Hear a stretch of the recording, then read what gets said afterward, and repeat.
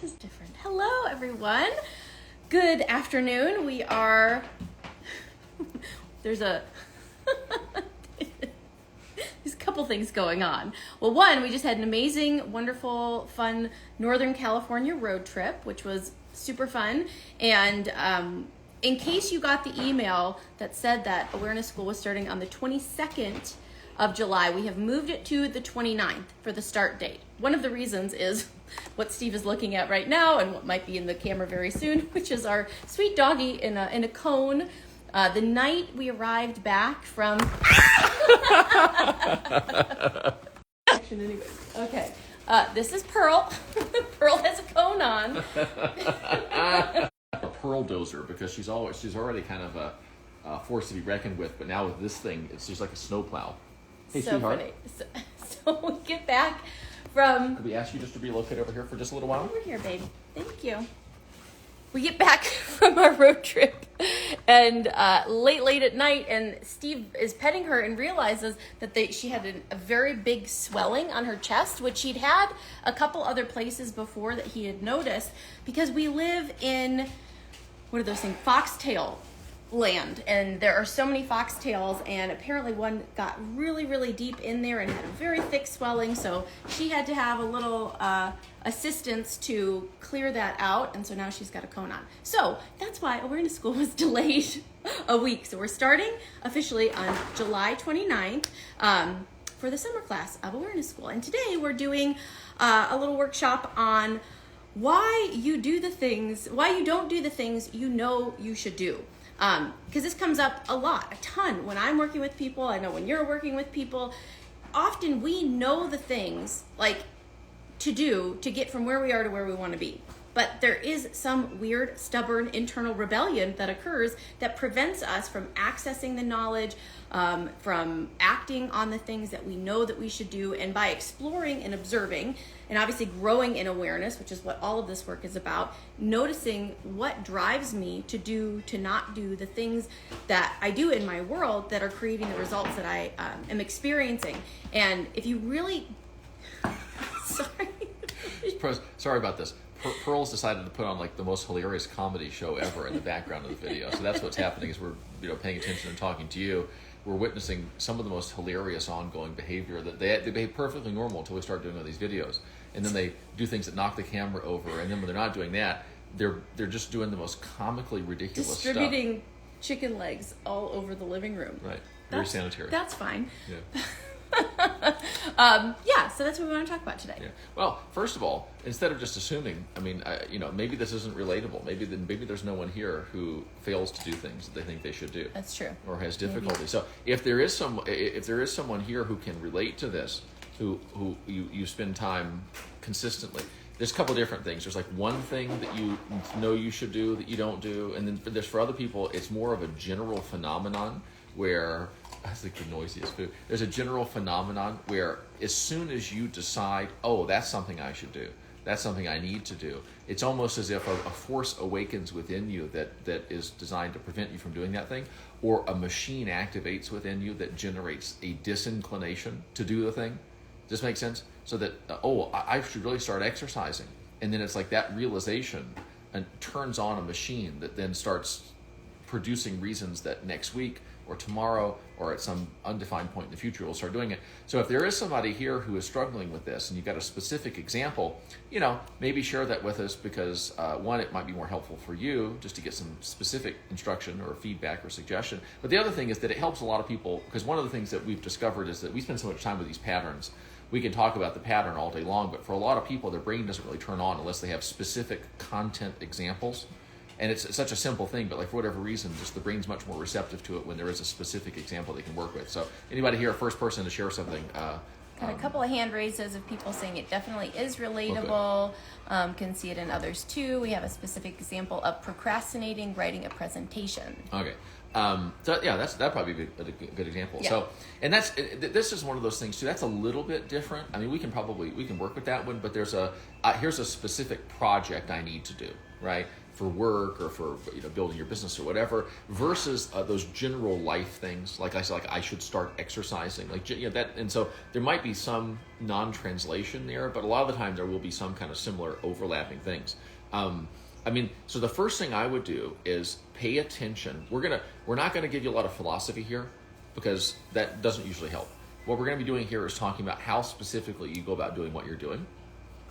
Sorry. So one of the things that I would notice is when do you say to yourself, you know what I should do? I should do this. When do you realize that you should be doing what you're not doing or not doing what you are doing? That's one of the things. Pay attention to when the thought comes into your mind, when the thought occurs to you. And then I would also pay attention to how you're feeling. What kind of state do you get into? Right? So what moods are you in when that thought occurs to you? Are you feeling good? Are you feeling bad? This is actually a very interesting thing. Does feeling good remind you of things that you need to do? Or does feeling bad remind you of things that you need to do? That's probably pretty important. The other thing, how does remembering or realizing that you need to do this thing, how does that influence your experience? Does it make you feel better or does it make you feel worse? Does it give you, do you get excited about this thing you're going to do moving forward? Or does it create within you kind of a deficit? Like, oh my God, like when you're in school and you realize you got a paper due tomorrow and you've completely forgotten about it, or there's a quiz or something like that, or you're supposed to do something and your parents are going to be home, and that feeling where you thought you were okay, and then a realization comes in that completely steals your okayness from you and takes you into extreme not okayness, right? So what are we talking about? When do you have the realization? When does the thought occur to you that you should be doing, I should take care of myself, I should do more self-care, I need to do something about my negative thinking, I need to learn how to manage my money, I need to make more money, I need to control my whatever. When do you think about it, right? How are you feeling when you think about it? What moods tend to facilitate the realization? So for instance, when you're feeling bad, does a machine turn on inside that starts scanning for other things that you can feel bad about? God, I'm really feeling crappy today. Well, let me see, is there anything I'm not thinking of that would allow me to feel worse than I am, right? Or is it when you're feeling good? And then how does the realization affect you? Do you say, there's a thing I can do that will move myself forward in my life and towards my goals? Or does it make you feel worse than you felt before the realization occurred? If you don't know these things, this is like really low-hanging fruit in terms of figuring out how you can change your relationship to realizations so that the realizations will basically just let you know it's time to start moving in a good direction instead of wasting time going in a circle feeling bad about how far in good directions you haven't gone or how far in bad direction you have gone. Yeah, I think about what I need to do when I'm feeling remorse for not doing it to begin with. Okay, so I would suspect that at some point if you're feeling remorse for having not done it already, I would think that you have thought about the fact that you haven't done it, right? And some of this, sometimes it's hard to communicate in these comments. So if I'm missing something obvious, sorry about that. But there is something prompts you. So maybe it's like you're already kind of in a bad mood, or you're already feeling kind of not so great, and then you think about, oh wait, there's this thing I haven't done, and then the remorse kind of kicks in, and then like the project. And this is this thing too. Get clear on, there's what you think the project is, and there's what your mind actually regards the project as being, right?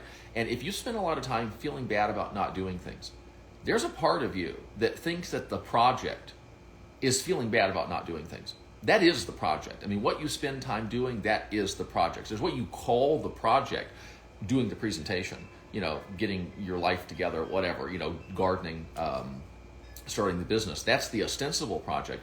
The actual project, though, is that we go, oh yeah, so we talk about doing this, we think about doing this, we tell ourselves we're going to do this, and then we don't do it, and then we feel bad about not doing it. That's actually, and that's that thing too.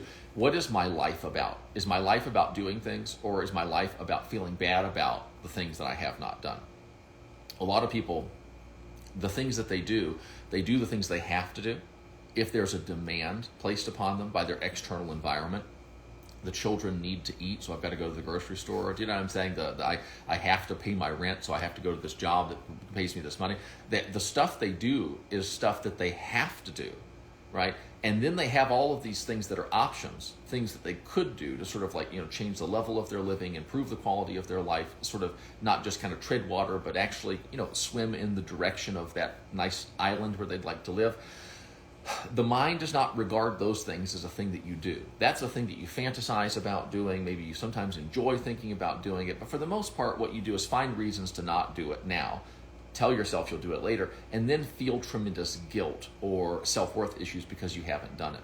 So that's another thing, to be prepared to like look at your results and look at the behavior that generates those results, like both the mental behavior and the actions that you take over time and the actions that you don't take, and say, is there a part of my mind that has like coded this as this is something I'm going to feel bad about not doing? Happens a lot right before I go to sleep. I feel energized to start them tomorrow. Good. And then never actually get to them when the day comes. Right. You want to say something? Oh, go ahead. Okay. So that's a very relatable, and that's a very good answer to the question: when do I have a realization about what I should do? Mm-hmm. And I've had this experience too. And for me, it's like part of it's like my mind is going, hey, it's safe for you to think about all those wonderful things now, because if you think about them now, you're not going to do them now because you'd be up all night long. You think about them now, get excited about it, and then you're going to have an emotional. Emotional neutralizing period called sleep. You're going to wake up tomorrow and not know who you are, where you are, what you're doing. I've noticed that. Like for me, it takes me a really long time. I mean, this is a silly thing to say, especially someone trying to sell a course to you. Like I wake up in the morning and I don't know who I am. But there's a very real sense in which the aspirations and the motivation and the clarity that I had last night, I did not have this morning. The clarity that I will build. There's something about, and this is that thing too, watch this. As the amount of time that you have to take action decreases, does your motivation increase? Does your clarity increase? A lot of times clarity will increase, and that will lead to an increase in motivation. And so that's one of the things for me, was that as the day goes on, my time runs out. And as my time runs out, my clarity increases. And as my clarity increases, my energy and my motivation increase. Oh, but sorry, it's bedtime. Or maybe I get 1 or 2 hours done, go to sleep, wake up tomorrow, don't know who I am, what I'm doing. All that clarity, all that motivation is just completely gone. Imagine what it would be like if you could design a technology that would allow you to basically wrap up, sort of vacuum seal the clarity and therefore the motivation that you have late at night, and open it up for yourself in the morning. That's actually something that you can do. That you can put a pin in that stuff and come back to it later, so that you either feel the way you felt the night before, or you're capable of behaving in the ways that you would behave if you felt the way you felt the night before. So that's a lot of the work that we do with people, honestly, is because you're not stupid all the time, but you're not smart all the time either. I mean, this is if you're like me, right? My problem isn't that I'm never smart. My problem is I'm not always smart. My problem isn't that I'm always stupid. My problem is sometimes I am. And so one of the things is how when I'm in that, it's a little bit like, storing up grain like from harvest time. Like how can I be like a squirrel who when he finds the nut, he's like, oh, I'm going to put this one here because I might need it later.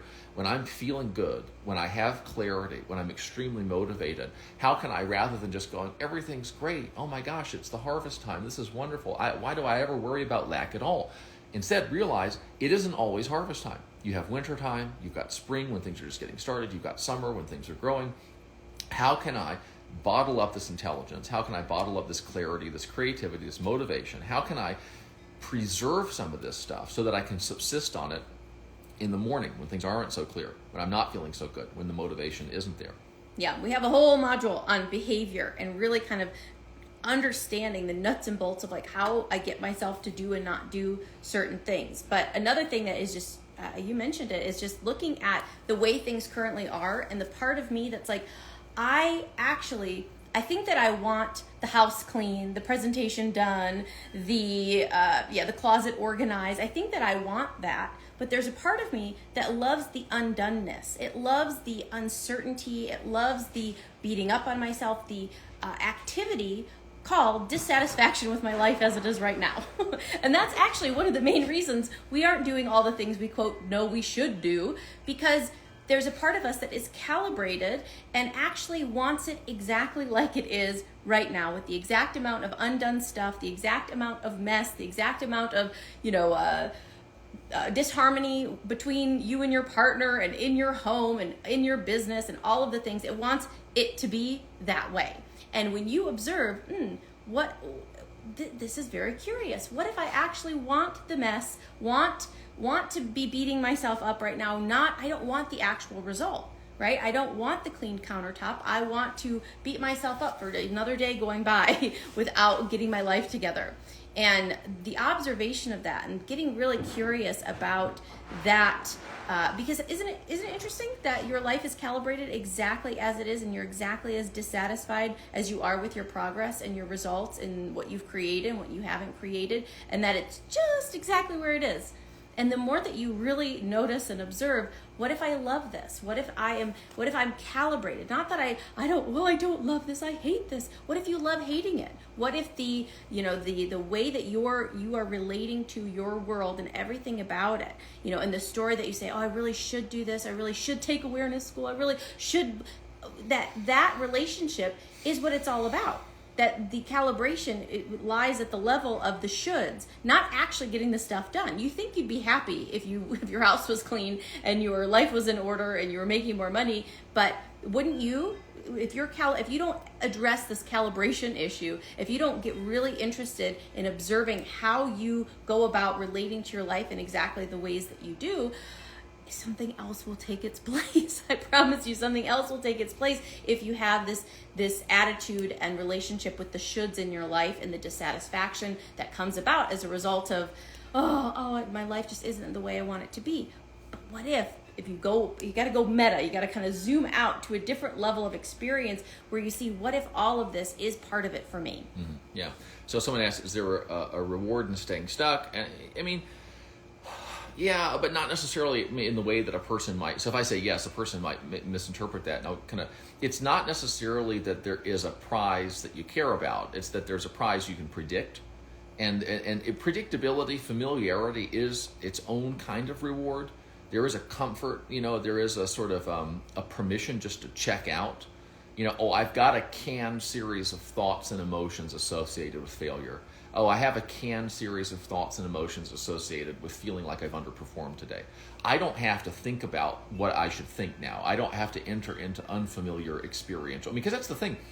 Like, people say, "Oh, I just want a partner so badly. I just want to make money. I just want to have a body that I can feel like really proud of and comfortable in, and all this different stuff." And they do this lie to themselves. Where like, "Well, I'm going to get there, and once I get there, everything will be great." And it's like, well, no, really, once you're there, you're oftentimes completely disoriented.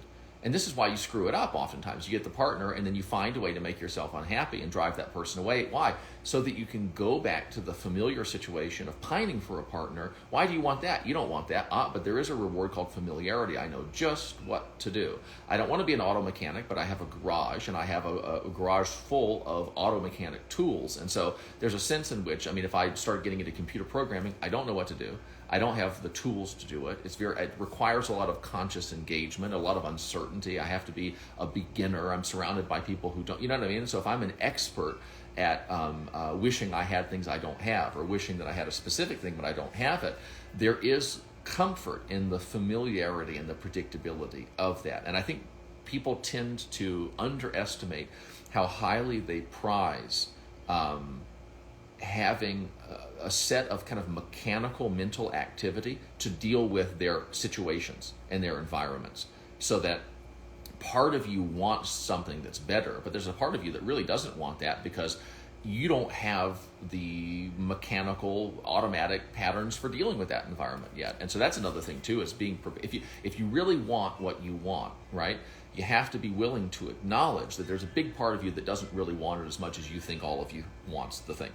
And a lot of people don't want to deal with that, which tells me, you see, I knew you didn't want it as much as you wanted to. It's like, if you really wanted what you wanted, you'd be prepared to consider that there are parts of you that don't want that at all, and then in fact are really kind of serious about preventing you from getting it, not for some kind of deep, evil, nefarious reason, but simply because it's going to require a complete recalibration. It's going to require you to be really conscious about how you think about this new environment, because it's a new environment. I do feel better when the house is clean, but the effort involved to get there isn't appealing. The motivation is lacking at times. It's not the effort's not the problem. It is the experience of making the effort that you anticipate you will have if you undertake the effort that you think is required to create the outcome. Really, this is kind of, it seems like, nonsense, but it's super, super important. The effort doesn't stop me. It is the experience that I dread, the experience of making the effort that I think I know I'll have. I tell myself has to happen if I do the effort. I believe that if I make an effort to do a thing, I have to have just as terrible a time making that effort as I have always had up until this point. So what if making the effort was pleasurable? What if making the effort was neutral? What if making the effort was unobjectionable? What if it wasn't your favorite thing, but it was something that was, I call it acceptably unpleasant? Sometimes for me, physical exercise, I usually like it, but every once in a while, I don't want to do it particularly, like in that moment. My body just doesn't really want it, but I have figured out how to represent it to myself so that it's not going to be a miserable. I used to make it out to be it's going to be the worst thing in the world. It's going to feel so terrible. You love working out, but you don't like working out when your body feels this way. When your body feels this way, you don't do as good of a job, and you know it. And then there's the emotion of feeling like you're making all this effort, not getting the result. Oh my God, how fucking awful is that going to be? And then I'm just like, oh, I turned this whole big thing. But now I said, worst case scenario, it's going to be acceptably unpleasant. And here's the other thing. So people think about the outcome they want. They go, yeah, it'd be nice to have a clean house. And then they think about how awful the experience of making the effort's going to be. And think about how much space each of those things take up on your emotional map. And it's like, there's this much pleasure in a clean house. Oh yeah, check that box. That's great. Oh my God. And it's going to be so miserable. I'm going to hate it, and I'm going to resist it when I do it. I'm going to feel like I'm never going to get it done. I'm also going to make pictures of the kids just screwing it up as soon as I get finished. And so there's this huge, basically the negative emotions that I anticipate accompanying the effort required to reach the result is mapped super huge on my emotional map. And the little bit of temporary pleasure associated with the outcome is really super small. And then I say to myself, I don't know why I don't do more of these things. And the interesting thing is that the more I can accustom myself to making those efforts, by kind of thinking intelligently about what the experience of making the effort will be, the less effort is required because I get better at it, the more skilled I become at generating a resourceful experience of anticipating the effort, which is to say thinking about making the effort in advance, and I become very skilled at generating a resourceful experience of actually engaging in the effort.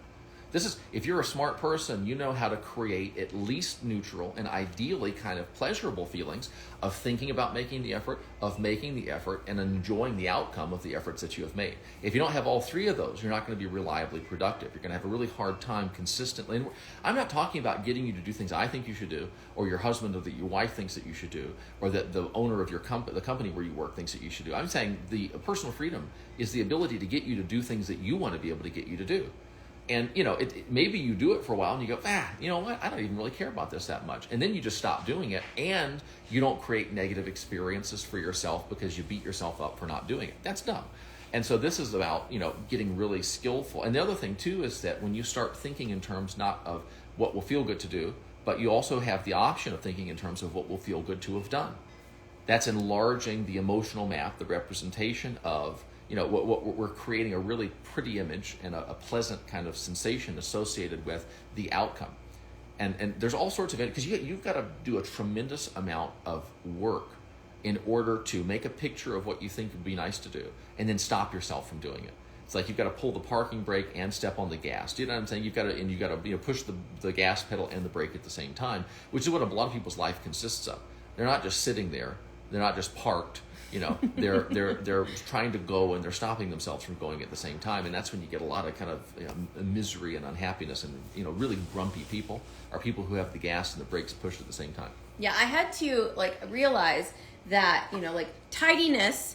And if you know G&M, this is like a flying constellation. Tidiness has always, since I was a child, been a thing that did not come naturally to me, natural tidiness.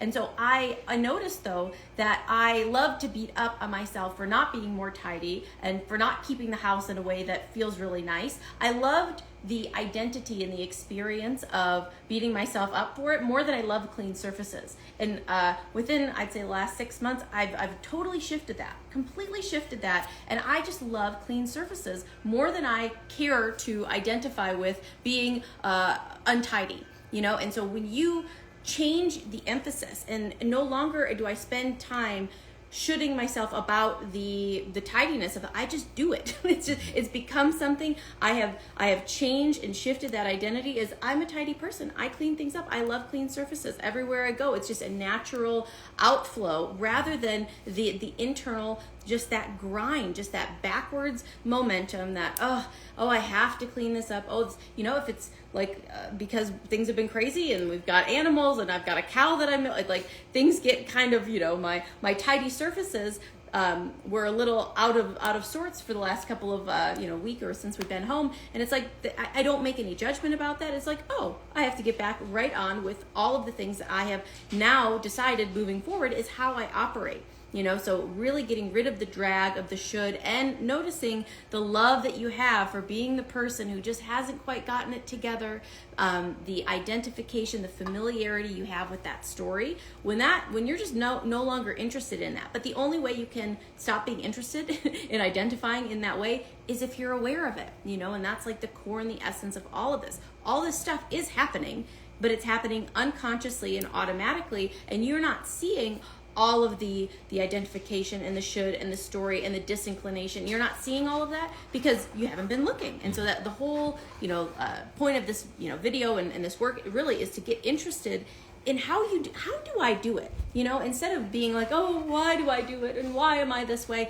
How do I do it? How have I created a dynamic within myself where I'm incapable of doing things that are actually pretty simple? And there's a good example right there. Asking yourself how you do something feels better than asking yourself why you do it. Because usually when you say, what's wrong with me? That's kind of like saying, why do I do this? What's wrong with me? There's not a question mark at the end of that. There's an exclamation point, right? It's a statement that goes, there's something wrong with me and I should probably feel bad about it, right? If I ask myself, how do I go about intending to clean the house today and manage to not do it at all? Can you just leave it right there? Thank you. And not do any of it at all. How exactly do I go about doing that? It feels less bad than asking yourself, oh, why do I do this? Why didn't I get anything done today? But it also requires more effort because you've actually got to pay attention and gather the information required to answer that question. And so that's the thing. If you ask yourself what's kind of an industry term, if you ask yourself shitty, uncharitable questions, what's wrong with me? What's wrong with you? What's wrong with them? Right? It's nice in a way. It makes you feel terrible, but it's nice because there is no answer to that question. Not really. And the person who asked that question is not even really interested in it, right? They're making a statement in the form of a question called, there's something wrong with you, I don't like it, go feel bad about that, right? But if I start asking, how exactly do I go about doing this? How exactly do I go about intending to be nice and ending up acting like a jerk? How exactly do I have a clear picture of what it is I want to accomplish, and then sit down, look at my phone, and look at my phone, and look at my phone, and then at the end of the day say, oh my God, I didn't get anything done. How do I do that? Well, I've actually got to pay attention. I have to de-automate. I have to step out of mechanical thinking and actually start gathering some real information and observe how averse a part of you is. We have the simplest exercise in the world, one of the easiest exercises in the world, called the Awareness Challenge. And you would not believe how averse so many people are to actually doing that exercise. People will pay, thousands of dollars to take a course. They'll come to most of the classes, right? And now I'm going to say, now I want you to just pay attention to what you're thinking 4 times an hour. And then a week goes by and I ask them, did you do that exercise? Well, the majority of people don't do it. Now, you can feel bad about that, or you can say, is that not interesting? Because when I first kind of decided that we were going to start doing this, I decided I was going to do it, and then I asked you if you wanted to. It was interesting. The greatest thing that the Awareness Challenge has ever taught me, right? It taught me by revealing to me how averse and reluctant I was to do it. I was averse to doing it. I was reluctant to. It's so simple. It's so easy. It's not painful. It's not. There's no crying involved. You know what I'm saying? There's no suffering. There's nothing. It's very easy to do. And yet, oh my God, some part of me is extremely determined to talk me out of doing it, and it's very good at talking me out of doing it. Isn't that interesting? Because my understanding of myself, if it's easy to do and if it's going to improve my life, or at least stands a chance of improving my life, of course I'll do it. Yeah, no problem. Dak, tell me what it is and I'll do it. And yet, with this exercise that I myself developed and I'm constantly suggesting to other people, I find that within myself there is significant aversion to pay attention to what's going on inside my head. That disabused me of a certain misconception I had about myself. I want to get better. I'm willing to do easy things that will allow me to get better, things of that nature. So that in and of itself is kind of an awareness and an insight. So if someone says, when I'm totally motivated to clean my closet, is when I'm leaving town for 3 days and don't have the option to actually do it. Okay, so in a situation like that, it's It's safe to have motivation because there's no time. And for a lot of people, there's a situation where when there's time, abundance of time, there's a little bit or a minimum of motivation, right? And when there's a ton of motivation, there's not enough time to get it done. And so you're just kind of stuck. And if you go, okay, so if this is is this the reality in which I want to live my life? That's what I'd say, right? Because, and then I would begin to say, all right, I need to do a couple of things. I need to get good at creating the sensation that I don't have much time when I actually do. So if you could create in yourself, right, and I would suggest it's not even a hallucination, it's a realization that goes, I don't have as much time as I think I do, or I may not have as much time as I think I do. You may be able to generate enough motivation when you have enough time for that motivation to sort of sprout or manufacture behaviors that'll reshape reality. And that's the thing too, watch yourself and say, is this how I'm going to spend my life, with these stupid psychological bullshit games where I tamp down motivation when there is time and then I amp up motivation when there's not time? I mean, there's people who are building multi-billion-dollar companies. There's people who are building spaceships. I mean, there's people who are learning how to weave baskets. I mean, you know what I'm saying? There's all sorts of magnificent things that you could learn how to do that would be enriching to you or that would be rewarding to you. And it's like, do I want to keep playing these games with myself? Oh, I should vacuum, but I don't want. It's like, that's stupid. Purge yourself of the desire or purge yourself of the disinclination, right? I mean, look at the structure of the desire and take it apart, or look at the structure of the disinclination and take that apart. Don't play these kind of self-torturous games with yourself. And you really, when you start asking the how do I do this, you will start to deconstruct those things. And, one of the things for me is, I might be able to exercise tomorrow, but I only have one chance to exercise today, and it's today, right? I mean, kind of the hardcore version of this is I could die this afternoon, right? I could. Now, time is limited. In some sense, time is limited. I don't necessarily think I'm going to get a letter that's going to, Steve, you're going to die in 74 hours, so be sure you get all the good stuff done, right? It's not going to happen. But you can also think in terms of opportunities dying, right? So the opportunity to make a good financial decision today dies today, right? And if I don't take advantage of that today, I'm never going to have an opportunity to take advantage of that opportunity again. So you can clean the closet next week, but you're only going to get one chance to clean the closet today. And that, for me, is kind of a meaningful thing. Like, you can be nice to your partner. You can be nice to yourself. You can get in shape tomorrow. I mean, you can start exercising tomorrow. But another thing for me is, when tomorrow comes, do I want the advantage of having already started today? And that is a big one for me, because oftentimes I'm kind of like, does it matter if I start today or if I start tomorrow? And if the answer is no, I'm going to always start tomorrow, which is kind of a euphemism for never. But if I really kind of think in a way that make it matter that I start today, and one of them is, it's not even about creating the result. It's about building the habit of reliably taking steps in worthwhile directions as soon as I recognize what those directions are. So if I say to myself, God, I need to clean my office, right? And I go clean my office today, or at least get started on that project. I mean, I clean my office, I clean part of my office, so what? I'm saying, kind of at the end of the week, at the end of the month, at the end of the year, what difference does it make?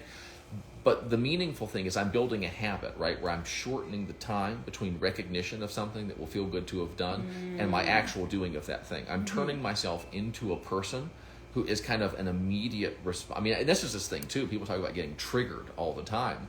Like, your capacity to get triggered is a wonderful thing. So that if you said to yourself, God, my closet really needs to get cleaned, and if that statement triggered you to get up and clean your closet, instead of triggering you to procrastinate, which then would trigger you to then say, oh my God, I've wasted my time. The question is sequencing the triggers in the right direction. I mean, think about how wonderful your life would be if you were compulsively resourceful, right? I mean, when the moment that you recognize that this would be a good thing to do, you could not resist the impulse to do it. That'd be fantastic, wouldn't it? That if you could delegate discipline to a part of you that you experience as separate from you, right? It just kind of, have you ever had someone that just really irritated you, and you said something to them that was probably not the best thing to say, but it didn't feel like you that said it, right? It was just some part of you just said it. Wouldn't it be nice if some part of you just initiated actions that would result in outcomes that would feel good to have done? You can do that. But if you're all caught up in this, if you're addicted to your current way of thinking about what you think you should do, you're going to keep thinking about it in ways that reliably cause you to not do it. I mean, you're watching these videos, I'm assuming that your current strategy for thinking about the things that you think you should do results in a fair amount of not doing those things. It's a willingness to let go of that. Well, I mean, one of the things is letting go of your certainty that you should do this stuff. A lot of the times people, I'm certain that I really should start working out. And the more you watch it, the clearer it becomes that thinking that you should do something is part of your strategy to ensure that you don't do it. It's like the polarity response thing, Right. too. It's like the more that like I'm told to do something, the more I don't want to do it. As soon as I neutralize that or realize I don't have to do this, it's like, oh, I could do it. It's like this wall comes down. It's like when I should do it, when it's the right thing, when it's the good thing, when it's the productive thing, there is a barrier, there is a wall, there is a nope, I can't do it because I should do it. Mm-hmm. I can't do it. And the better, and this comes into play with personal growth and with the things, like the better the advice is. This is something that's a big struggle for people, is like, if you are working with someone or, working with Steve, working with me, we've had people where it's like the better the advice is, the more solid, the more they even agree with it, the more there's a part that says, I can't do that because there is this polarity. I happen to be a polarity responder. And so the more that there is this, I am more devoted to in those moments to saying no, to denying the good thing simply because someone else told me to do it rather than it came from within me. And a lot of people are familiar with that. It's like, oh, you have to make it their idea. Once they make it, if it's someone else's idea, you're going to say no. But once it's your idea, you're like, oh yeah, this is great. And this is a similar sort of pattern. And noticing, wow, is it when I say, well, what if I don't have to do any of this? I don't have to, clean the counter. I don't have to clean my office. I don't have to write this paper. I don't have to do this press. I don't have to do any of that. All of a sudden, the motivation is like, oh, but I could do it. But maybe I want to do it. Right. Maybe I'm going to go ahead and do it right now. And it's weird, actually, when you play this kind of reverse psychology game with yourself, how you will find yourself doing things simply because you got rid of some barrier, some invisible barrier you had to doing the thing. Then all of a sudden you're able to do it. It's not even playing games. It's what it's doing is instead of matching the words, you match the interpretation that the person does. So that if every time I say to you, hey, we really should do blah blah blah, and if every time I say that to you, I'm aware enough to notice, gosh, that you never want to do any of the stuff that I say that we should do. If I then start to go, okay, so if I tell her that we should do this thing, she's going to interpret that as here's something that it's time to not want to do. And if I put it in a different way, if I say we shouldn't do it, or if I say, you know what, you probably aren't going to want to do this, or that's not even a good way because that's got personal thing to it. But if I say to myself, you know what, it's not a good weekend to do this, but I was thinking it might be really fun for us to paint the deck. Now, you see, it's not a good weekend to do it. Right, but I was thinking it might be a good thing. So you're introduced. Now, doing it with other people is fun, but doing it with yourself is really important. So that if telling yourself that you should do things usually results in you're not doing it, I would suggest that you stop telling yourself that you should do things. You understand that there's this principle that says the meaning of a communication is the response that it gets. And so if you communicate to yourself, I really should get in shape, and the response that it gets is not exercising or continuing to eat in a way that is inconsistent with getting in shape for you or whatever that may be, right? Stop telling yourself that you should unless you want to keep doing what you're doing. Really undermine that assumption, that conviction. Maybe getting in shape isn't something that I should do. Now, that's another thing people are very reluctant to do. They're very reluctant to reapproach their relationship to a desire. They want it. It's like you're wanting to date someone and you approach her in a certain way and it does not work, and you continue wanting to date this person and wanting to approach her in that exact same way. You're in a situation where you're bound to create undesirable outcomes. You either need to approach a different woman or approach the same woman in a different way. Have you notice yourself? Because people will get annoyed when there's someone who's interested in them that they're not interested in, and they're like, won't that person take a hint? And I have to draw to their attention, have you not taken a hint with yourself? Because you've been saying the same things to yourself for years and it's not producing the result that you want. It's not evoking the response that you want, but you haven't changed the approach.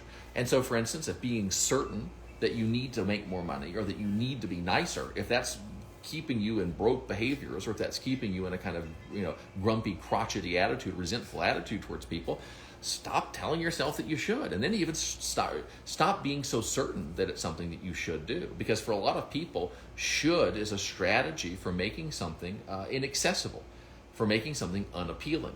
Telling yourself that you should, for some people, is a strategy for manufacturing a disinclination to do that thing. So it's time to start talking to yourself in some other way.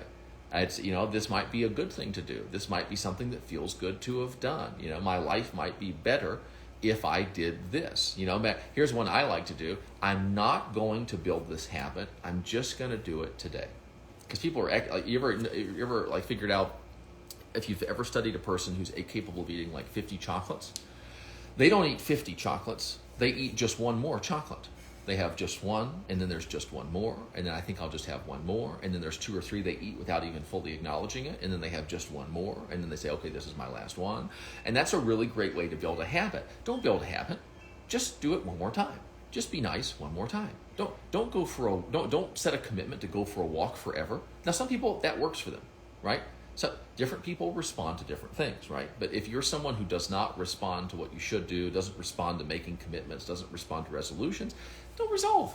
Just do it today. Just do it one more day. And oftentimes, one of the things is you want to find the part of you that objects to doing the stuff that you want to do, and figure out what exactly that part's objections are. At what point even if you're talking to someone, they're smiling, they're nodding, and then all of a sudden they start frowning and they cross their arms or something. What happened? What did I say? Did I mention money? Did I shift from talking about what things look like to how it feels? What happened? Something happened. And it was probably something to do with me. I said something that has a negative association for that person, reminded them of something, and it shifted their state. Notice that when you're talking to yourself, and find a way of thinking, you know what, I'm not going to keep my kitchen clean forever, but I think I might clean it right now. You know what, I'm not going to clean the whole kitchen. I'm not even going to clean the whole counter. I'm just going to clean that 1 3-foot area right there. It's a 3x3 square area at the very edge of the counter. I'm just going to clean that area, and then I'm going to stop. Very, very useful way to kind of slide in that direction. How do you get away from perfection? Sometimes I avoid doing things because I feel like it has to be perfect for the first time, but I don't have the bandwidth for perfection at that moment. Why would you want to get away from perfection? So the thing is, build a more pleasant experience. So I think what you're doing is you're saying to yourself, if I don't do this perfectly, it's not worth doing at all, which probably feels bad. That probably saps motivation. For me, doing something imperfectly is a step in the direction of doing it perfectly.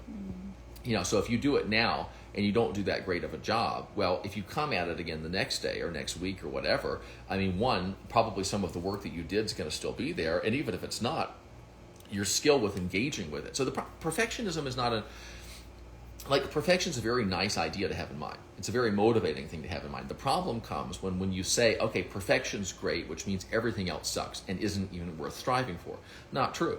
Not true. And in fact, it's like saying I want to move to Oregon. I like the weather up there, right? And so I want to move I want to visit the P&W, right?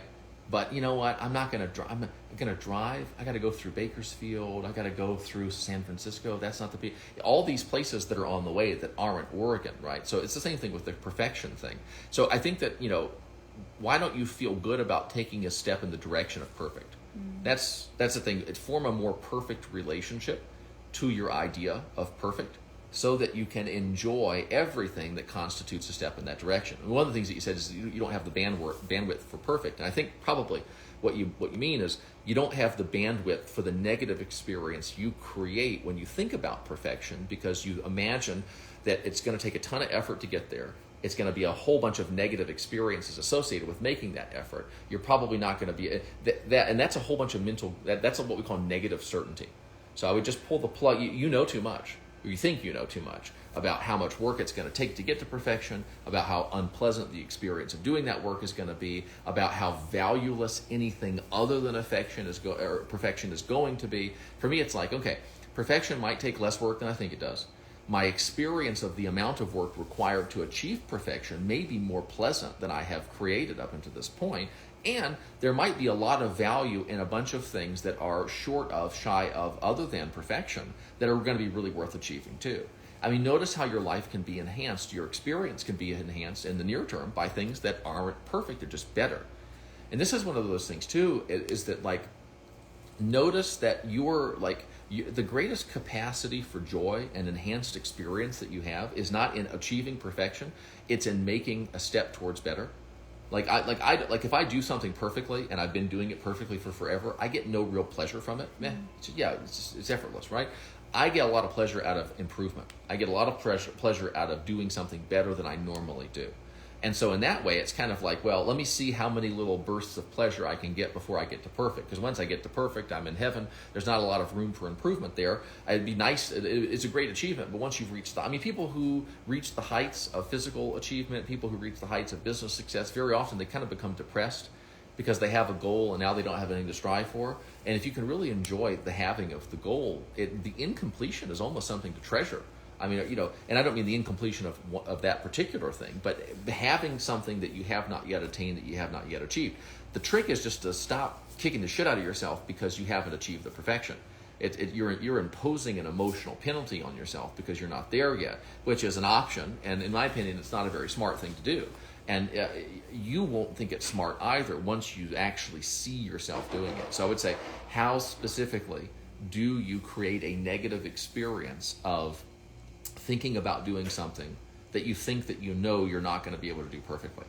And it's probably to do with telling yourself that there is no value in anything other than perfection, which isn't true. Even if I'm a perfectionist, and I recognize there's a tremendous amount of value in a lot of stuff that is other than perfect, that is less than perfect. So what if I do what I should do and it doesn't work out? The idea of what will it look like if it does not pan out. And I think earlier you said, Michelle, something about being kind of comfortable in the misery and afraid of letting go and being happy, and that's the thing too, is here's a thing that I should do, but my mind likes to paint the picture of what if I do the thing that I should do and it turns out bad. You're also addicted to that, to the feeling of, oh, I know, and if I do this, and all you keep focusing on though is the negative outcome, it not panning out. And it's like that, if we don't have permission to experiment, to try things, kind of similar like with the perfection thing, it's like I gotta do things, rather than sitting and what am I stewing in? I'm stewing in this idea of something that I should do, and it's causing me misery and it's causing me discomfort. And I think that maybe my life could be better if I did the thing that I should do, but what if it doesn't go the way I want it to go? What if it turns out bad? You're addicted to the totality of the conundrum, as we call it. It's the whole pickle is what you like. You like having a thing that you should do that seems to give a glimmer of hope of maybe things could be better if I do this thing I should do. Oh, but what if this happens? I think down here you say something like, what if it hurts someone else? What if I do the thing I should do and then someone else is hurt, and I don't like to see the people I love being... I don't want to be the reason that people I love feel hurt with my honesty. And so, like, you like to stew in this. You like to sit in this. You like this experience of, I should, but I can't. And if I did, then that might. And if that, then this. And so here I am sitting in the discomfort of, there are things that maybe I could do. My life might be better. But I think that you are ultimately recognizing that you're kind of into the misery. You're kind of into the dissatisfaction of the undone thing. Yeah. I mean, unless the thing that you need to do is breaking someone else's kneecaps, it's like if you doing what's right for you, if you doing what you need to, if I am hurt by you doing what you think you need to do, what makes sense for you to do, that's a me issue. I mean, that I have not taken care of myself, right? And here's the other thing. Not only is it my responsibility that I'm being hurt, because you'll still find a way to feel bad about that, even if it is my responsibility. Yes, well, I helped it. Yes, well, I'm going to be hurt by something. You have to understand that if my doing what's right for me hurts another person, and that person doesn't know how to deal with that hurt, move on from that hurt, learn from that hurt, etc., I cannot preserve I can't spare another person from the consequences of their own fragility, their own rigidity, their own inability, or their own refusal to cultivate the ability to respond resourcefully to the things that happen in life, right? So there's a certain amount of suffering that my condition calls out for. There's a certain amount of suffering that my non-flexibility. There's a certain amount of suffering that my willingness to emotionally resist whatever it is that happens. There's a certain amount of suffering that calls into my life, right? And it's going to come to me regardless of whether you doing what's right for you facilitates it or not. It's just going to happen. I help a lot of people who have their partner or whoever has broken up with them. And the whole big thing, or on the vice versa, people who have broken up with their partner and then they feel terrible about how terrible their partner feels. And it's like, listen, if the person doesn't get themselves together in the wake of this gut punch, right? Whatever it was that keeps them, whatever it is that keeps them from getting it together was going to cause problems in their life, whether or not you did what was right for you or not. And so this is this kind of a fun way to kind of carterize this and keep it from, because this is some nonsense, by the way. Every attempt to assume responsibility for something I'm not responsible for is an attempt to evade responsibility for something that I am responsible for. And if you're honest with yourself and you look inside, it's true. Well, I want to go do this thing over here, but I'm concerned about how so-and-so will feel. You're afraid to do it. You're afraid to do it. You're probably afraid you're going to try it and it's not going to work out, right? But you know what I can do is I can say to myself, well, but I don't want to do it because it might hurt that person. I'm afraid of how I might feel if I say something to them and then they show me a hurt feeling. I'm afraid of the feeling I'm going to create in response to that hurt feeling. So I think what I'll pretend to do is be afraid of hurting them, when really what I'm afraid of is the bad feeling I know I'm going to feel in the event that I see that they themselves have been hurt, which kind of goes back to, I think, the first thing that you said, which was about what if it doesn't work out? And it's like, usually when people say, like, I'm afraid that I'm going to try this thing and it's not going to work out, what they're saying is, I'm afraid of the feeling that I think that I know I'm going to make myself feel in the event that I conclude that what I tried didn't work out. I'm afraid of how I think I'm going to make myself feel. It's a feeling that I'm afraid of. That feeling's optional. And discovering that that feeling is optional. And sometimes discovering that that feeling's optional means knowing intellectually that it's optional, encountering a situation that provokes you to feel it, feeling it as fully as you ever have before, but also at the same time knowing this is an optional feeling, and getting to the point where you're not afraid of it anymore. Generally speaking, your objection to your unwillingness to feel a thing kind of invites that feeling into your life. So if you're unwilling to feel the bad feeling of having maybe hurt someone else or upset someone else by doing what's right for you, that feel you're kind of like insisting on feeling that feeling because it wants to teach you to not be afraid of it. I mean, it wants to teach. Who are you that you're above feeling the bad feeling of having done something that's right for you that hurt another person? Hurt another person, right? Inconvenienced emotionally another person. Recognize a lot of this stuff is like. How much time do you spend planning on how bad you're going to feel when what you try doesn't work out? And that's a lot of the times what it is that I know exactly the bad feeling I'm going to create. I know exactly the negative meanings I'm going to assign. In the event that I go for it and fall on my face, I'm going to tell myself that means I never should have tried. And then that meaning assignment is going to carry with it a certain emotion. Sad, contrition, guilt. I got the bad feeling of having effed up, and I've also got the feeling that goes, see, I never should have tried it. And then I got the bad feeling of being dumb enough to believe that voice and accept that conclusion. I got all this different stuff. And it's like, if you just cut that stuff out and you just go, don't assign any meaning to it. Well, I tried it and it didn't work out. Well, shit, I'm going to try that again. I'm going to try something else. I don't know. That's like a free person. Like personal freedom is the ability to go try something in the world without having to worry about the bad feeling that you are going to make yourself feel in the event that what you try doesn't work. Mm-hmm. Think of it. And think about what you're actually afraid of. You're not afraid of what other people will think of you. You're afraid of the bad feeling that you are planning on creating in the event that you conclude that other people are thinking bad things about you. Imagine if other people could think bad things about you and you could feel perfectly fine. Imagine if you derived pleasure from the realization that other people are talking negatively about you. Would you still be afraid of it? No. Ultimately, what we're afraid of is how we're going to feel. How we imagine we're going to feel in the event that certain outcomes occur.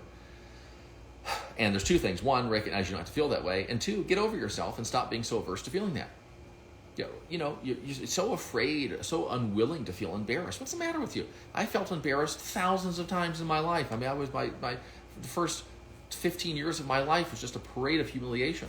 I mean, and it wasn't even that especially horrifying things happened. It's that I was so hyper aware, so hyper self-conscious of myself, and I had imposed such a taboo on being embarrassed against myself that that's such a wrong, bad thing to happen. Like being embarrassed is such a horror. It's the worst thing that could possibly happen to you. That I created experiences of humiliation in situations that would just maybe be mild embarrassment or even nothing at all. And it wasn't until I got over that aversion that embarrassment and humiliation stopped playing such a big role in my life. It was my unwillingness to feel the feeling that was my insistence on feeling the feeling. And so, as you discover that, there's a lot of personal freedom there. How about something in a bigger scope? Like, I have been saying that I'm going to buy a camper van and move into it and travel, but have been reluctant to pull the trigger. All feels too overwhelming. I mean, that's looking at the, what is going to get me to actually do it. That's been interesting for us to notice in ourselves. Like, when a move has to happen, it's often when there's like external circumstances that push us into, oh, we have to move now. Like, oh, the home we're living in is being sold. It's like, oh, we may have never, even think of like, would we have moved away from that place if there wasn't some type of external pressure? And it's like, okay, so you are really good at creating this dynamic of it feeling too overwhelming, really wanting it, idealizing, maybe looking at like camper van life and watching videos and seeing how it works for other people. But then it's like, ooh, when it comes to me actually doing it, it becomes overwhelming. And so you have a strategy. There's a little mental algorithm for how you relate to this camper van thing that makes it, you're either making it a huge deal. You don't have permission to just experiment. I mean, because that's the thing is, can I like move my life into a camper van? That's, something that often will lower the threshold for doing it. Is like, you could always decide you don't like it, sell the camper van, move back into a house, apartment. It's reversible.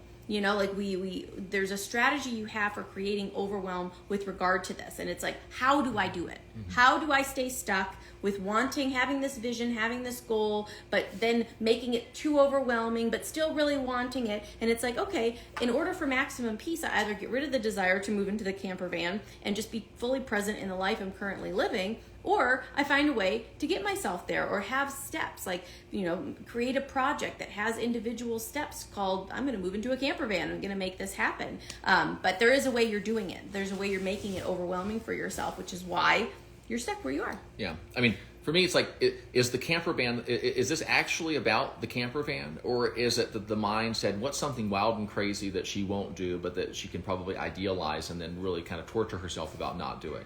And so I think that's one of the clear things. Is this something that I know that I actually want to do? Is this something I think I might actually want to do? Is it possible that this isn't actually something that I want to do? For a lot of people, it's something they think they should do. I should be the kind of person who does this. There are people who do this. What does it take to do this? Well, you got to be a free spirit. You got to be trusting. You got to be going with the flow. I should be those things. So I should be those things. So I should want this. And I'm not anti-camper van by any stretch. In fact, the more legitimate this desire is for you, the more important it is that you subject it to all the bullshit tests. I feel that way about relationships too. It's like, if this is a really important relationship and you guys are really supposed to be together, I'm going to try to break you up. Right, and what I mean is, I'm not going to do it by nefarious means and lying to you about what the other person has and hasn't done. But I'm going to do it by asking some interesting questions. I want to make you both acutely aware of the fact you don't have to be together, right? And that's one of the things with a desire. I want to make you acutely aware of the fact that the camper van, getting it or not getting it, is probably not going to be the decisive issue in your life. Probably not even in your decade, right? Probably not even in how you feel in the next year. It's not. And so that's one of those things too, is the doing and the not doing is not the issue. It has more to do with your relationship, like your relationship to yourself, how you think about projects, how you think about things that you think that maybe you want to do. That is a machine that's going to generate way more experiences than will any kind of an RV or any kind of a camper van. And so, but watch how the mind really wants to pedestalize the decisive issue. Is, do I ever work up and sort of have the guts to buy this thing and shift to this kind of crazy life? Or don't I? That's the decisive issue. No, it's not. The decisive issue is getting a hold of your mind that is bullshitting you right now and bullying you about what the decisive issue is and how you don't have what it takes to do it, but you also really should, and how fun it would be, but you're never going to do that kind of thing. It's that. It doesn't mean, what does the camper van symbolize for you? Make it symbolize nothing. Make it, we have this fetish for symbols. It gets us into all kinds of problems. What does it symbolize that I'm single? What does it symbolize that I'm in a relationship? What does it symbolize that he likes me? What does it symbolize that he doesn't like me? What does it symbolize that I can't make up my mind? What does it symbolize that I'm afraid to do? It doesn't symbolize anything. Nothing. It means nothing. All of life is totally meaningless. Isn't that wonderful? What that means is that you just get to interact with reality, and you don't have to spend decades psychoanalyzing what every little thing means. If you really want to get to the meaning of life, stop labeling things and stop adding things to it and just go, God, I'd really love to figure out if I actually want this van or not. And really, it doesn't matter if I want it or not, actually, because desires are just kind of tools that I use to. Maybe the most important thing is that I form a really enriching relationship to desire, not that I fulfill or abstain from any one like kind of particular desire. So action taking and doing is important, and it's far too important a thing to overestimate its importance. It's a little bit like, sometimes men have trouble with women because they kind of pedestalize women that they're into, especially before they kind of have secured them, like before they're in a relationship with them, or before they've had sex with them, or before they've married them, or whatever it is. They kind of pedestalize them. And usually, if a person pedestalizes something under certain situations, they also completely neglect it under other situations. So they kind of go hand in hand. Same thing with the desire thing. And so a lot of it is figuring out how to have a super healthy relationship with the camper van before you have it. What would a wonderful, enriching, fulfilling relationship to the prospect of owning this thing be? And if I can figure that out, it'd be much easier for me to really have a wonderful, fulfilling, enriching relationship with it once I have it. Another thing people do that creates overwhelm is that they have this kind of religious belief that's completely superstitious that says, I'm going to know the destiny-defining decisions that I make in my life before I make them. I'm going to see them coming. Is it van life or is it not? Do you know what I'm saying? And van life symbolizes freedom, might symbolize unhooking from 9 to 5. It may symbolize all sorts of things, right? And I think that's going to be the most important decision. Very likely it's not. Very likely the most important decision is going to be something you never see coming and that you don't recognize until you kind of look backward. And so but watch what happens, though, when you blow up this decision and make it into a super big deal. You get overwhelmed. You don't act. But if you just say to yourself, maybe this isn't as big of a deal as I think that it is. It might be perfectly fine. It might be lovely. It may be wonderful. It may set you on a really great path. But there's many entry points to that path. Maybe it's not as big a deal as you think that it is. It almost like it gives you permission to start being smart. I don't know if anyone's noticed this, but for a lot of people, this is kind of like when you say, I should do this. It lets you know it's time to manufacture disinclination to do it. Sometimes when you say to yourself, this is really important, it's like that lets you know it's time to start kind of being stupid in how you think about it. Start thinking about it in ways that are overwhelming. Start thinking about it in ways that are scary or in ways that cause you just to not think as clearly as you otherwise would. And if that's the case, say to yourself, it could be important. In a sense, everything's kind of important. It could be a big deal here, but maybe it's not as big of a deal as it seems. Maybe when I'm on the other end of this decision, regardless of what decision I make, this decision in retrospect will not seem nearly as big to me as it does right now. And sometimes the mind just goes, I guess that means we might as well start thinking wisely about this thing. And then you start getting kind of sober and clear, and you start pros and conning both sides, and you start ultimately just like, I'm going to be accumulating experiences one way or another. Do I want to accumulate some van experiences? Yeah, maybe I'll accumulate some van experiences. And when it's just about what it's about, it's pretty easy, it's pretty simple. When it starts being about a whole bunch of other stuff, it gets very convoluted, it gets very overwhelming. Let's see, there was another question here. Fear of having a third baby, but not feeling like her family is quite complete yet. Fear of overwhelm, because I already feel overwhelmed with 2 kids. Okay, so here's a desire. Again, so here's like a picture. Here's the camper van for you. Is this third baby. It's like, ooh, I don't feel totally complete, but I'm fearing the experience. And so there's a story that's going along with this. There's a lot that goes into it. So where is the desire for the third child? Did your parents have 3 kids? Like where did that become the thing? Have you always imagined it? Is it is it simply there is definitely a baby that's calling and really wants to be here, and I'm on, so I would, look at that. Where is the story coming from? Am I not paying attention to my literal physical experience because I have an idealized image of what I thought our perfect family would look like? Is there, what's in front of me right now? Am I actually experiencing the true reality of what it would be like to have a third child, or is there just so many layers of story and distortion and meaning that you don't know the difference between, okay, is this about having a third baby or being content with the 2? Yeah, both completion and incompletion are I think emotional sensations, feelings that are the byproduct of conclusions.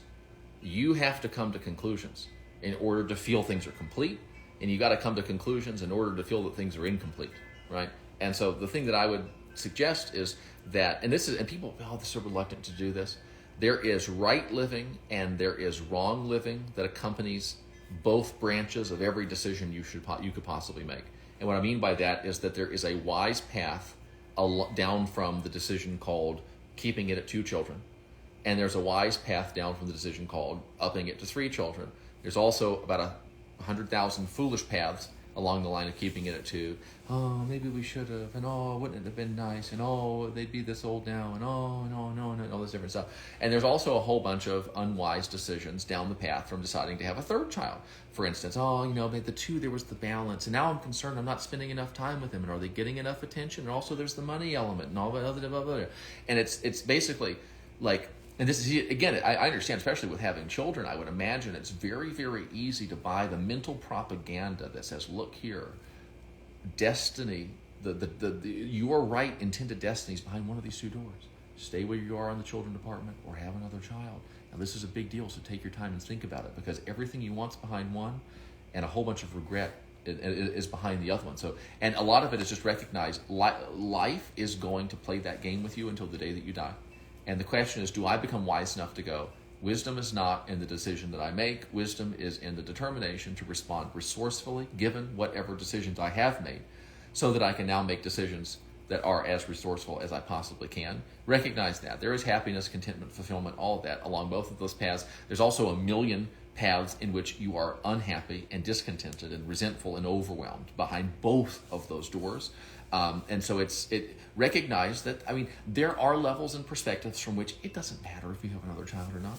Now, that sounds insensitive, or that sounds like a manly thing to say, or someone who doesn't the thing is, it might help you to really figure out what's true and best if you deliberately play a little game called maybe this isn't as important as I think it is. Mm-hmm. Especially if the person's feeling overwhelmed, especially if there's a lot of vacillating that's going on. That's a lot of stress response. That's a lot of conflict. That's a lot of that beta brainwave. Is it this or is it that? You know what I'm saying? Is the tiger behind that rock or behind that rock? And sometimes it's just kind of leveling into that mode. To be honest with you, my happiness has less to do with my environment than I think it does. Sometimes I'm in love with these 2 children. Sometimes I wish it was just one. Sometimes I kind of wish there were any. Sometimes I wish my husband wasn't even around. Sometimes I love everything so much. It's a lot to do with me and what's going on with me. And so maybe 2 plus 1 or 2 plus 0, maybe it isn't. Maybe it's important enough to enjoy thinking about, but maybe it's not so important that I'm obligated to think about it in ways that aren't pleasurable. Kind of just play a little game with yourself like that, and kind of see what comes up when you insist on thinking about it in ways that don't feel bad. Yes, this comment is good. If you don't want to make a pot of rice and you do it, it won't be good rice.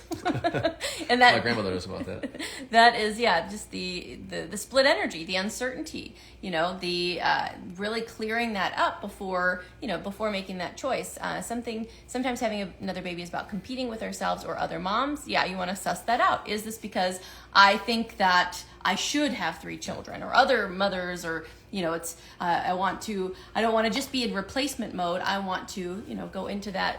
Yeah, that 3, that exponential growth. And maybe you want to compete. Maybe it is at some levels, maybe from some spiritual perspective it is stupid, but maybe you want to do something that from some spiritual level is stupid. There's a lot of stuff I like to do that from certain spiritual perspectives are completely dumb. Now, I don't care, right? Because this is one of the jokes that I make far too often. I'm above being above anything. I don't, if there's something I really want to do, I don't say to myself, well, what do the spiritual doctrines say about that? Well, for me, it's all about, is it enhancing my experience? Is it enriching my experience? If you as a mother say, you know what, I want to get a biological leg up on everybody else here. I don't want to be jealous of them. I want to need a bigger car. I want to have a bigger brood. I want to do whatever. And I want it for all the wrong reasons. I want to outcompete myself. I want to outcompete them. I don't want my sister to have more children than I do. And that's all going into it. And I'm going to acknowledge to myself that those are my motivations. And I'm going to go, having acknowledged it, I'm going to just proceed along that path. That oftentimes, like real spiritual insight, sometimes involves seeing the folly of your motivation. Recognizing that those follies, though follies from the spiritual perspective, are very appropriate from the human perspective, from the female perspective, from the whatever, biological perspective.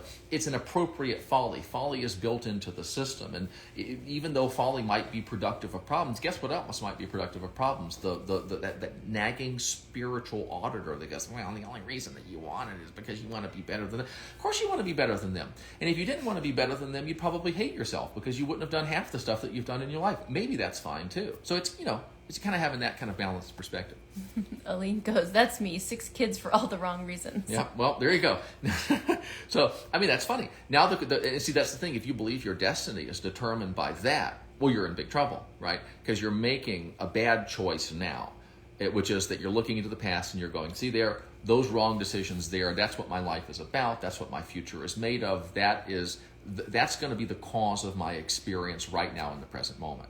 And that's the opposite of wisdom. I mean, that's the foolishness that is penalized more heavily than anything else really in the world. If you just say to yourself, I was running on automatic, I did things for the wrong reasons. I mean, you probably like some of these kids some of the time anyway, and it's just kind of like, a lot of it is you can look at it and go, oh my God, I can make one of the biggest, probably the biggest decision a person can make in their life for the wrong reason and still turn out halfway okay, and probably even get better from here. That's a very good feeling lesson. And I think that's one of those things too, the good feelings that you can derive from the lessons oftentimes are as important as are the kind of the content of the lessons themselves. I mean, there are some important patterns that you want to pick up on. Ultimately, though, you want to learn what it is that you need to learn using a lesson's kind of a story, and a story's kind of a sequence of meaning assignment. So you want to learn what you need to learn by telling yourself a story that's made out of meanings that allow you to feel, at a minimum, neutral, which means just kind of okay, and ideally sort of lighthearted, sort of humorous, sort of motivated, sort of like, and I bet you there's probably some good things that are possible for me too. That's gas in your tank, which is very important. And now this person had I regret having only 2 kids. Mm-hmm. I should have had more. Was so exhausted and didn't ask for help. Mm-hmm. Well, there you go. See, there is a possibility for discontent down both paths. And so I think this is actually a fun game that you can play with yourself. Reassure yourself that no matter how good your decision might be, you will have the opportunity to regret and feel disappointment. Don't worry. And actually really do that with yourself on big things, small things, medium things, and as a joke, but then notice how there is a part of you that is soothed by that. Don't worry. If you pick the perfect partner, you'll be able to hallucinate things to complain about. If you pick the perfect partner, they'll still be imperfect in ways that you don't like, or worse, perfect in ways that you don't like. No matter how much money I make, no matter who it is I choose to spend my time with, no matter what religion I subscribe to, no matter what, I will have an opportunity to feel upset, to feel sad, to feel incomplete, to feel disappointed, to feel resentment. Those emotions will always be available to me. So never you fear. And that's the other thing, is that you can actually feel good for very long stretches of time without losing your ability to feel all of these bad feelings. So you don't have to worry about that either. You can always come back to them. I mean, if you don't believe me, just experiment with it a little bit, because you can have everything going just the way you want, and then there's a small speck on your pants. And I have a big belief that I'm able to create every bit as much suffering as a person who loses their business by having a very small, coffee stain or something like that on my light-colored shorts when I'm going out for a day when no one's going to see it. And so it's like, as your ability to create positive outcomes increases, so too does your ability to create negative experiences of very minor negative outcomes. So it's not something to worry about. It's safe to create what you want. You can still be miserable. Well, with that, we will conclude for today. And so we have Awareness School starting 3 weeks from Monday, so July 29th. We are meeting at 4 p.m. Pacific time. I did get some feedback about this. It's because I have to milk this cow before the sun goes down, and so this will help us time-wise. We're starting at 4 p.m. For our weekly meetings, and it's an incredibly fun 10 weeks of a deep dive into this stuff of creating awareness, of understanding a model, a really helpful model for how do I go about doing this thing called my experience of life. And so you get access to a 10-module course called the Ever Better Life course. If you sign up today, so we have 3 weeks until we start, you'll have a really great running start to really get to know the first 2 modules of the course. You also get the Beyond Belief course. And so if you're thinking about it, I would just get in right away, simply because you'll have more time with the material. Because a lot of times it's like, I wish often people are like, I wish this was 20 weeks long, but we do it in 10. And so it is, there's a lot of material that we cover in that time. So the sooner you sign up, the sooner you get access to it. And then during the weekly meetings, we do deep dives. You know, we cover the topic from that module, and then we do group coaching. So you get to, instead of make a comment, you get to come on the video, and we get to work through and apply the ideas from the module, from the course to your life.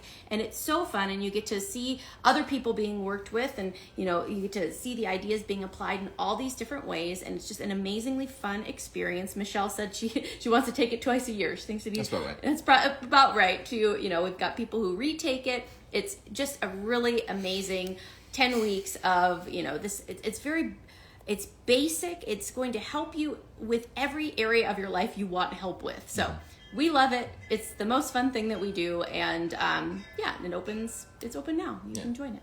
And as we learned in this video, some people have a really hard time doing something if there's not a reason to do it now versus later. And there actually is a reason to do this now versus later, and that is that you get a whole lot of personal attention in this class. Like, I mean, a lot, right? I mean, kind of like a ridiculous amount of, I mean, the meetings are about you and what you want to talk about to a large degree. And moving forward, I mean, we're kind of restructuring how we do these things so that Awareness School may not be happening quite as often as it has up until this point.